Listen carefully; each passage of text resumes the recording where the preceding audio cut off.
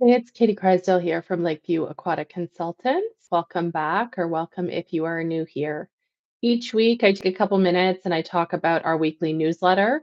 This gives you the opportunity to listen into what were the different topics that I covered, what are the highlights of each week, and then you can go directly into the link below in the description box and check out any of the individual articles that are interesting to you. I know you're busy, and I know another newsletter in your inbox may not be feasible. So I appreciate you joining me into our weekly newsletter. So each week there is a bit of a theme. Today I'm going to be talking about the November 26, 2025 newsletter. And it's funny because sometimes I don't even know what the theme is going to be until I start really writing it. And I write the op ed or the commentary at the top of the newsletter last. I'm aggregating the news articles throughout the week. I'm reading daily Google News updates on the terms drowning and swimming pool. I'm reading a bunch of different newsletters, including IAPA, including Blue Loop, etc. And so the articles are easy, the videos are easy, but the op-ed often is the last thing that I'm doing. And this particular week, I spent some time talking about how we really need to own that a swimming pool is a business. I've been in so many conversations with people outside of our industry who think it's really cute that I managed a municipal swimming pool. And it wasn't until I really laid down the line in terms of explaining that I had $1 million budget, a staff that I managed of over 30 to 40 people. We were serving tens of thousands of guests every year in the community, offering programs, deliverables that were quite complex, that I would get people outside of aquatics and recreation to take what we're doing seriously. So that was the main thing that I wanted to showcase at the start of this week's newsletter is we do need to give ourselves more credit than sometimes we do, and perhaps even take the pool out of it.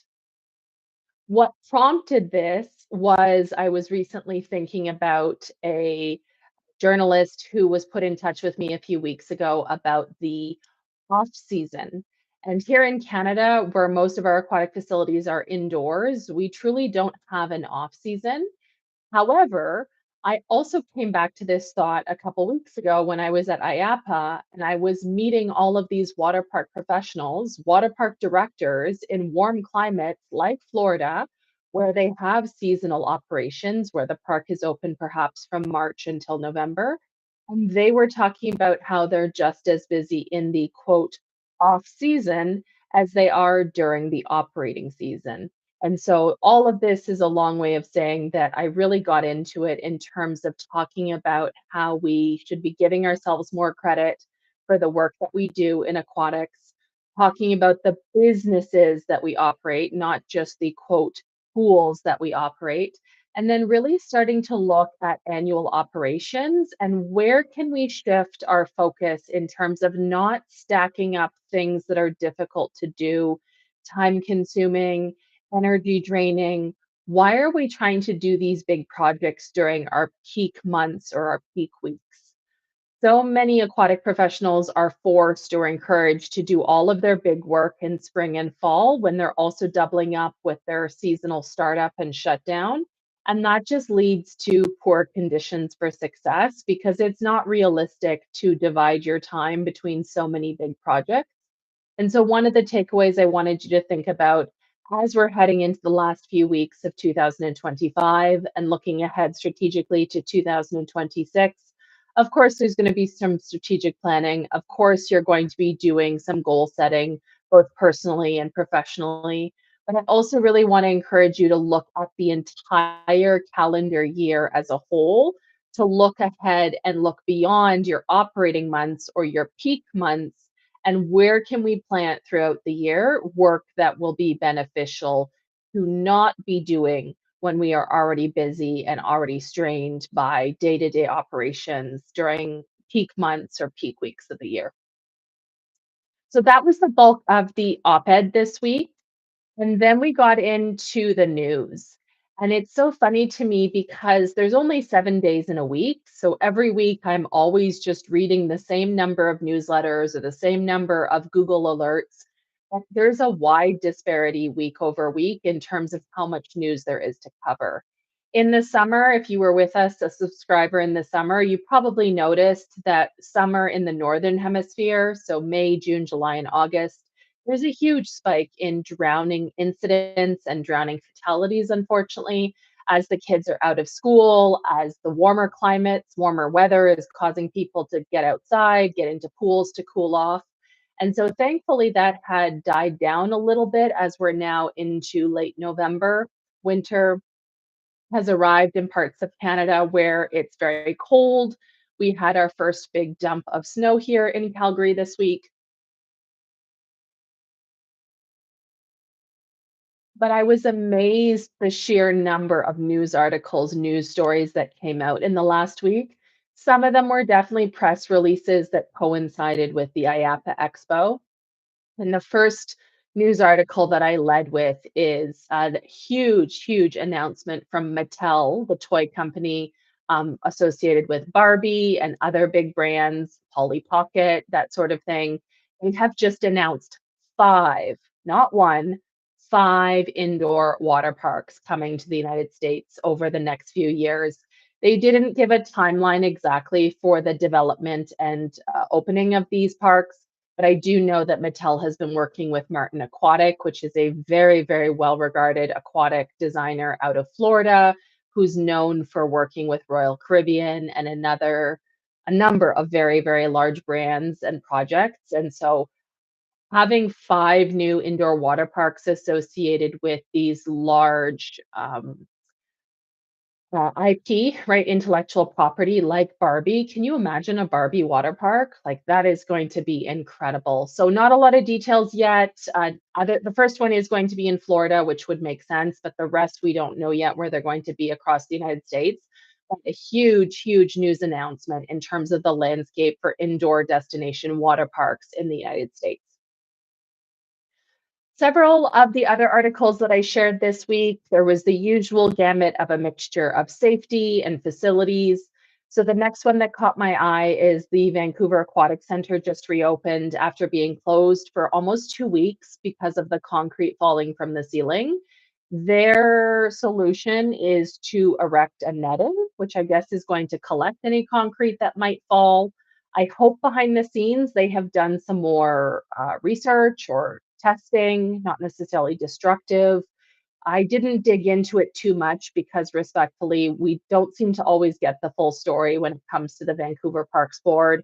And if you've been subscribing to this newsletter for a while, you know there's been a lot of drama over the last couple of years with pools in Vancouver, British Columbia in general, from the attempt to build a 50-meter pool that's been downgraded to a 25-meter pool where the community is upset, to consternation regarding the Kitsilano outdoor pool booking system, pool availability for lessons, pool closures, staffing and budgets. Like there is just a lot of drama, respectfully, associated with the Vancouver Parks Board. So I didn't spend any time digging into the story further because I'm not sure truly that we would get the full story. This is the same entity a few years ago that implemented a dress code policy for swimmers. We talked about that with my colleague Amanda Tomlinson. I'll link to that video. Just, always in the news recently and not always for a good reason. I shared an article regarding Wilderness in the Smokies, which is a commercial water park in the United States. They have converted their outdoor wave pool to an ice rink. This was a small video showcased by a local news channel. Not a lot of information as to how they convert the wave pool to a skating rink. I wish we had some more of that information because this is definitely an area we're starting to see more development in Canada, where there is an effort being made to create multi season spaces. So the city of Edmonton, Alberta has done that very well, where they're taking areas outside of recreation centers and converting them into multi-use spaces where, for example, a concrete pad, which might be suitable for some sort of soccer game in the summer for little kids, has uh, coils in it, cooling coils to make that into an ice surface in the winter. Or how can those surfaces or how can those amenities be repurposed between seasons in a cost effective way with a little bit of planning in advance So I don't know if this is the same situation or if they've retrofit or they've purchased additional equipment, but super, super interesting concept to see the space being used in different times of the year. I shared a story regarding Yakima. They are struggling with a huge budget deficit. This crossed my radar because not only were they starting to talk about canceling swim lessons, but they're actually talking about closing the entire aquatic facility because there is a $9 million deficit that's being shared between the fire department, the police department, parks and recreation. The one of the reports I read said at least 1.6 million and something like 15 to 20 staff positions was going to have to be culled from the rec budget. I don't live locally. I don't know all the circumstances that led to this, but a pretty sad state of affairs that an entire community is going to lose a pool because of a budget deficit. Further down, I shared an article. Eminem, the rapper, is suing an Australian swim company called Swim Shady. Uh, we don't want to laugh at trademark infringement, but this is such a memorable aquatic name. It's not anything blue or water or aquatic. So to have a swimwear company called Swim Shady, I do hope that they are able to stay with name, that it's not a trademark infringement on Slim Shady. Regionally, quite a different region of the world, purposefully made a different purpose to the products. So that I thought was kind of a funny story. Further on, I shared a report from the cruise boards that Navigator of the Seas was having their water slides replaced. So the clear portions of the suspended water slides are being replaced. This is simply only my opinion. I don't have any evidence to substantiate this, but I do wonder if this is connected back to the Icon of the Seas catastrophic slide failure earlier this year. You would have seen those videos referenced in our August newsletter, linked to in the newsletter this week. There was a huge crack in the suspended water slide, and the individual who was going down the slide experienced a substantial laceration. And so the Icon of the Seas slides were closed off, those clear sections were replaced. You will see public reports that talk about glass. There is no portion of these water slides that is glass, but there was a lot of concern within the industry, within cruising, about the optics of this type of injury and this type of structural failure when Icon of the Seas is a cruise ship that's at the point that this incident happened only about 18 months old.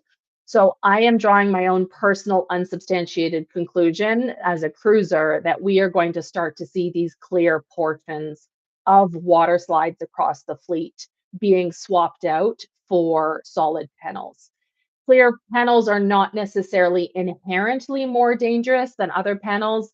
I think you could make some determination based on the material or the condition or the circumstances where these ships might be sailing in the Caribbean under direct harsh sunlight, the manufacturing or installation process, the care process, the water quality.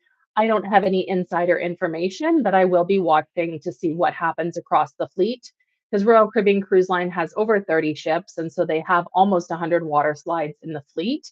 This is going to be a big project if they are now swapping out the clear portion on every ship. We shared a couple of projects going on. So Steinbach, Manitoba is upgrading their outdoor pool that was built in 1979. The city of Waterloo, which is in Ontario, down the corridor from the Greater Toronto Hamilton area down to Detroit, they are discussing whether it makes sense to do um, excuse me. They are looking to see if it makes sense to undertake a feasibility study for a 50-meter pool. Some of you might recall I spoke with my friend, Coach Dave Ling. He's a competitive swim coach now at Brock University, the Badgers swim team. He's been involved in competitive swimming in Ontario, in Canada, for quite some time. And in one of our last YouTube chats, he did discuss how there hasn't been a new 50-meter pool built in the Greater Toronto Hamilton area since the Pan Am pool in Scarborough was completed for the 2016 games. and how Toronto just keeps growing and growing and growing, including the number of swim teams, the number of residents. The demand for pool space, even when I worked in Toronto up until 2013, was substantial. We could have easily taken pool bookings till midnight if we wanted to, if we had the staff capacity. And we started taking bookings as early as 5 a.m. So I have no doubt that there is need for more pool space for athletes to be able to train long course 50-meter in the Toronto area. And so I am watching. Kitchener-Waterloo is, I would say, almost a suburb of Toronto at this point. People commute by car, by go bus, by train. And so I suspect if you did build a 50-meter complex out in one of these regions like Kitchener-Waterloo, it would relieve some of the strain, not from the downtown core, but there would definitely be adjacent communities that would practice and fill that facility, no question. We shared a heartwarming news story about a swim instructor who's been teaching for over 30 years. I shared a showcase of glacial waters, which is the new Nordic spa at the Fairmont Lake Louise here in Alberta. This is a $125 million project that took many, many years to complete because it was in a Federal Parks Canada site, right? Banff National Park is a federal site. And so the permitting and the approvals for the Chateau Lake Louise, like the hotel, to get approval to expand their property in a national park adjacent to a beloved national historic site in terms of the lake has huge historic significance, huge tourist significance. I have not been to the project as of yet. It's extremely expensive. You have to be a hotel guest. You have to pay admission on top of any treatments or food and beverage. And so the photos and the videos I've seen look beautiful, but it has not been high on my list simply based on the price point to get in the door. I love pools as much as the next person, but $800, I could go on a cruise for $800, right? I love you guys, but not for $800 am I gonna go to, this luxury spa. I shared a couple of other articles pertaining to drowning incidents. So there was a particular story associated with, an allegation that a fire chief should be fired, excuse me, because of a failed canal rescue where a car had gone into the water. I am in no way an expert when it comes to firefighting or fire rescue or emergency services. I did think it really important to point out that we are consistently seeing this trend in news articles that I've shared in the newsletter where firefighters have drowned trying to rescue, like fatally drowned, trying to rescue people in different incidents like car crashes. Firefighters have fatally drowned in terms of on the job worksite training, so swift water training, open water training. And I just think we need to take a step back and understand that firefighters are amazing people with amazing skills to do a lot of things. But open water, icy conditions in the winter, as well as fast moving water or vehicle submersions, those are a whole other skill set that departments and regions need to be training their teams to do. We cannot simply expect a firefighter to jump into the river and save somebody from a sinking car.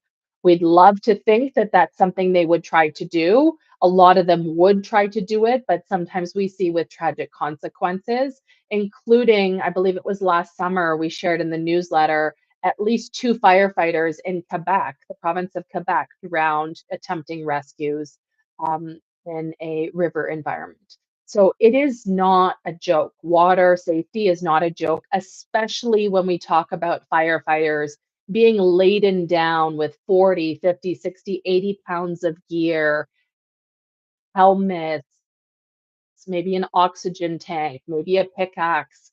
I mean, unfortunately, when we think about D-Day, right, the invasion of Normandy, France, a lot of the armed forces who were meant to land on the beaches in Normandy, a lot of them did drown because their boats were not able to pull right up to the shore. They were expected to swim, and some of them sunk straight to the bottom of the ocean. So it's a horrible comparison, but it is something that we need to be aware of. I shared a couple of other stories. They're not always positive, but I think they're pertinent to our ongoing conversations in our industry about things to be aware of. So I have been featuring over the last couple of weeks people who have been charged in relation to drowning fatalities in cases where they were meant to be supervising children or supervising people. Maui, Hawaii is leading in ocean drownings in all of the US states.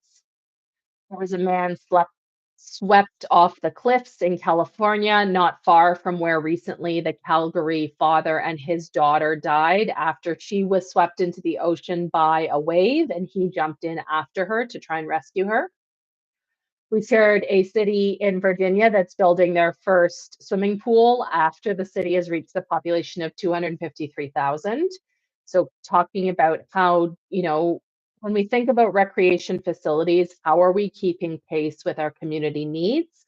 Often, pools or rec centers are forgotten. And then we reach a point, like we're seeing something similar in Airdrie, Alberta. There's almost 95,000 people in this what used to be a bedroom community north of Calgary, but is now its own city proper. Same thing. They have one high school, one library, one swimming pool complex.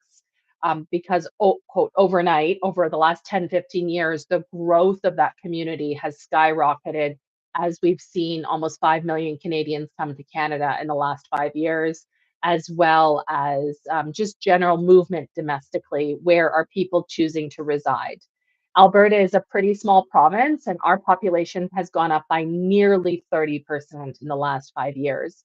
And that may not be the largest population growth in Canada relative to somewhere like Ontario or Quebec that's had a lot of international settlers there, like immigrants. But for Alberta, our infrastructure was substantially smaller, associated with being a smaller province. And so you have places where infrastructure has been substantially squeezed by those population changes. Last couple of articles I shared this week. I'm always following the wave pool, surf garden, outdoor pool segment. It's not something I have a personal passion for, but it is a huge growth area for our industry. And so there was a recent partnership announcement between Wave Garden and the Formula One, which will be interesting to see how that transpires. I'm continuing to follow the story of a student at the University of California, Berkeley, who drowned fatally at a frat party. So, the biggest thing to me with this is that a fraternity had a pool in the environment where they're hosting parties.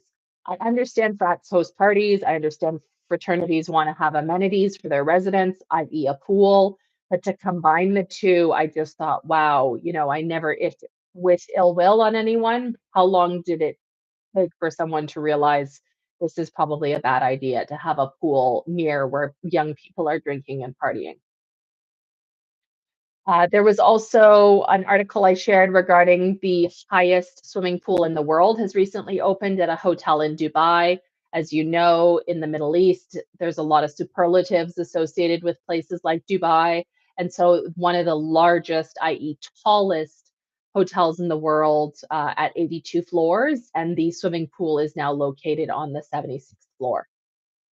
I did have a few other articles in terms of some crimes that occurred, one associated with inappropriate touching at a public pool, another incident with a family where two young boys drowned fatally. So it was definitely a lot of news this week. It was a bit surprising how much transpired in just 7 short days. And keep in mind, this is only a very small portion of all the news that I read or skim. In a given day, there is probably 50 to 70 headlines that I see that I sort through. I am truly only picking out the ones that I think are unique or relevant or timely to our industry conditions. Each week, I do try and share a video. I've been challenged to try and get back into the groove with videos because the last couple months of the year have been so packed. We're so grateful and thankful to our clients who have just busy. So I did reshare a video from a few years ago. My local community pool here in Okotoks, one of the guards had some time to come up with some Christmas decorations.